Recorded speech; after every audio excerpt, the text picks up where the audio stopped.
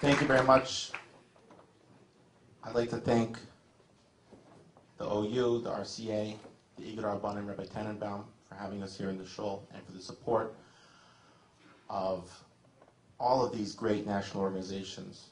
And for our executive committee, we have a couple of the members of our executive committee here tonight, Chaim Dweck, Brachi Newgarten from Passaic, and many other people who I know here. Mark Weiss is also on our executive committee.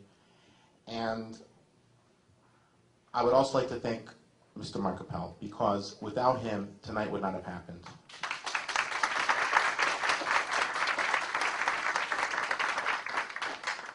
I think I could touch up Mark Appel very shortly and concisely, and more ma'atva se harbe, which is in this week's parsha, that he doesn't talk that much about what he does, he just does. Speaking of the parsha, I only have a few minutes because I don't want to keep the oil too late tonight. I'm going to say a short vart from that I just heard this Shabbos. I spoke in a shul in Queens for the National Week. They invited me, and the rabbi introduced me, Rabbi Hertz, in Utopia Parkway, and he said a short vart from the parsha, which is actually a very deep psychological insight. In this past week's parsha, we heard already about how Sarah Imenu corrected Avraham Avinu to protect Yitzchak from the bad influence and the molestation of Yishmael, the abuse. Whether it was emotional abuse, sexual abuse, physical abuse, spiritual abuse, teaching him the wrong way. And they sent Yishmael away, even though it pained Avraham. Sometimes it's painful to do the right thing to protect our children. The Torah says that when he went away with his mother Hagar, that they were in sakana, they were in danger, and Hagar told Yishmael to stay under the bushes in the shade, and she went away, and the Torah says that Hagar started crying out to Hashem for help. But when the Torah says that Hashem answered, that when Hashem heard the cries, it doesn't say that Hashem heard the cries of Hagar. It says, Vayish Malakim es kol ha-na'ar, that he heard the voice of the na'ar, of the boy. Vayikra malach Elokim el Hagar min ha-shamayim vayomar malach Hagar. And then it says, Ki shama Elokim el kol ha-na'ar. Again, Hashem listened to the na'ar. But it never said that the na'ar was crying. It only says that Hagar was crying. Hagar was crying out loudly. It doesn't say anything about Yishmael crying, but yet Hashem heard the boy and not the mother. So the rabbi said, the Mefarshim say that very often the silent crying is much deeper and much more painful to listen to than the loud crying. The victims of abuse in our community, and there are many out there that are not yet safe enough in our community. They do not yet feel accepted and understood to get up and say what happened. And that's the reason why it takes such heroism for those who have been able to come forward, and they deserve to be treated like heroes. But our job, not only psychologists, all of us have to learn to listen to the silent cries. We've heard about listening to our children. That is an art form, how to listen to a child. There was a 40-year-old man in the office of a colleague of mine with his mother, telling his mother, confronting her, how could you have allowed me to go to school every day on the school bus where the driver was molesting me? The mother was surprised. She said, I didn't know. How was I supposed to know? And he says, I told you. You never told me. He says, don't you remember I was 6 years old and I used to tell you every day I don't want to go to school? Now, many 6-year-olds don't want to go to school. But this mother needed to learn to think and to ask and to hear the silent cry. Not only does understanding and learning and listening to the psychology and the pain and suffering of the victim prevent more abuse, but it's also what heals the survivors. We all witnessed a major miracle recently in Chile. I mean, those of us who follow the news, that there were these men who were trapped underground for weeks. And all the psychologists and talking heads on television, Dr. Phil, Dr. Laura, they were all saying that these men are going to be traumatized for life. They're going to come out, they're going to be tzibach in a mention. And when they came out, many of them, at least at first glance, appeared to be doing very well. And it was truly miraculous. But as someone who works with trauma victims, I understood that there was a big difference. In the Holocaust, many of the survivors from concentration camp, and I said this to Shabbos, and a woman came over to me afterwards, and she was a Holocaust survivor, and she told me I was right. Many of them said the worst feeling, more than the physical abuse and the torture and the sexual abuse, because that's not written about as much, but there was a lot of that also, was the feeling of hopelessness that they felt that nobody cared. They felt that no one in the whole world cared about them. And she told me that that's why when she came out of the concentration camp for 20 years, she didn't tell anybody what happened to her because she felt nobody wanted to know.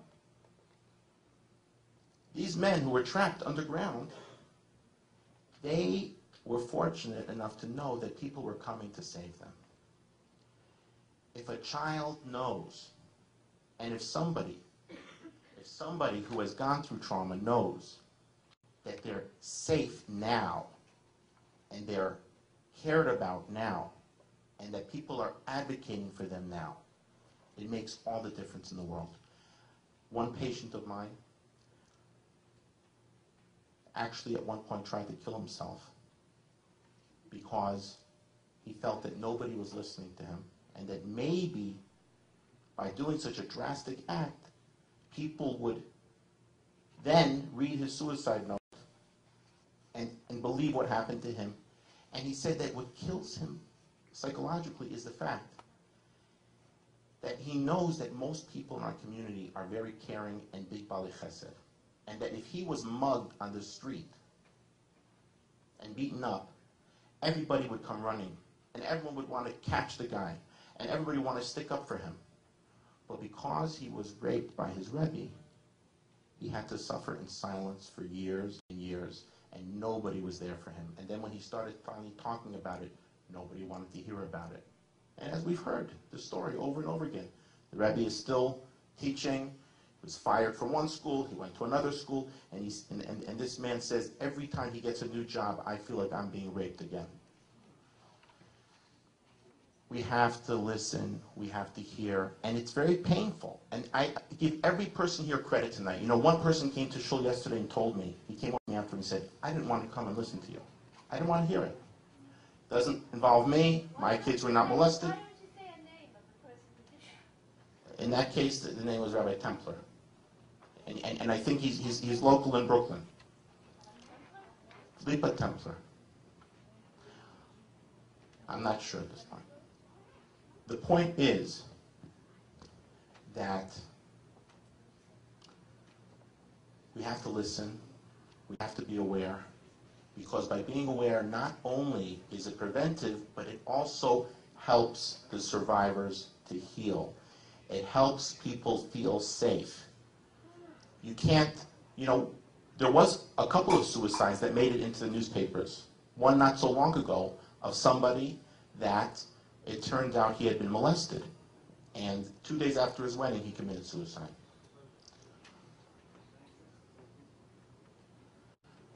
And I remember that some Askonim wrote that we should learn from this, that if you have been molested, you should go to therapy.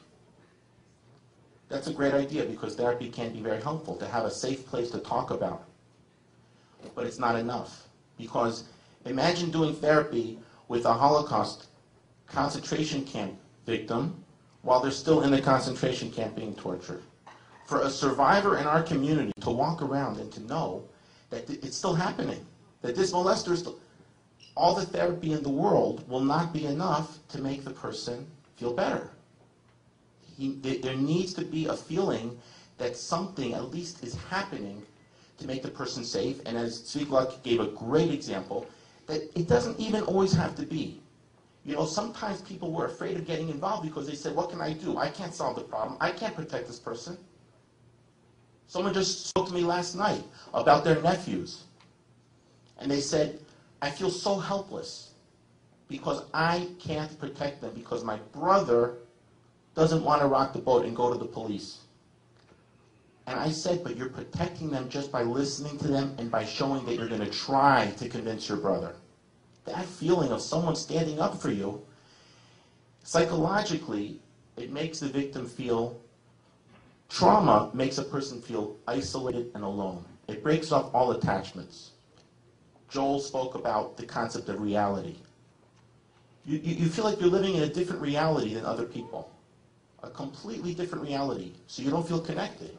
If somebody hears you and listens to you and stands up for you, so you can go through a lot. You can go through a lot in life. And therefore, I repeat it over and over again. It doesn't have to be always that you have the perfect solution. And the person who told me in shul they didn't want to come and hear me speak, it's painful to listen to this. It's painful to accept that there's evil out there in the world and even in our community. But you can feel good, and you can feel, I feel, enthusiastic about the fact that there's so much that can be done. When Klal Yisrael puts their mind to it and comes together, we can have an event like a National Jewish Week, and we can be proud of our community.